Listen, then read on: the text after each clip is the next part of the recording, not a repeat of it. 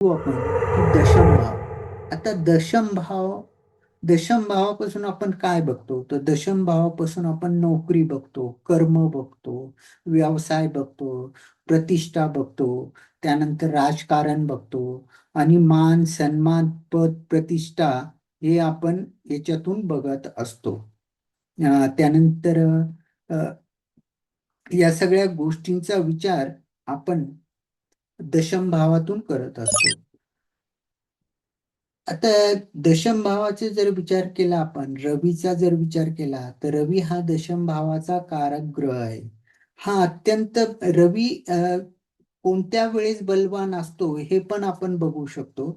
जसं की रवी जे आहे दुपारी 12 ते 2 या भावात असतो, दशम भावात असतो. प्रत्येक भावामध्ये त्याची एक वेळ ठरलेली असते, पण दशम भावामध्ये 12 ते 2 या वेळेत रवी दशम भावात असतो आणि त्यावेळेस तो प्रखर म्हणजे अत्यंत बलवान असतो आणि तो पोषक भाव आहे दशम भाव हा रवीचा.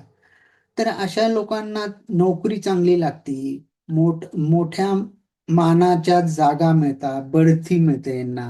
म्हणजे यांचा जर विचार केला आपण तर यांना नोकरी वगैरे खूप चांगल्या प्रकारे लागते, उच्च स्थानी नोकरी लागते आणि त्यांच्या मनाप्रमाणे जागा मिळते. सरकारी नोकरीमध्ये त्यांना यश मिळतं, त्यानंतर त्यांचं त्यामध्ये प्रमोशन होतं आणि त्यामध्ये प्रमोशन होऊन त्यांना उच्च पदे, ही नोकरी आणि व्यवसाय याच्यामध्ये उच्च शिखरावर रवी त्यांना नेत असतो, ओढत असतो असं.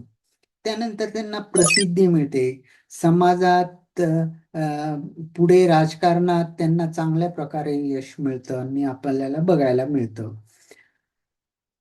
त्यानंतर ते अनेक पदे भूषवितात, त्यांना असंख्य असे पदे प्राप्त होतात, त्यांच्या मान सन्मानाने मिळतात.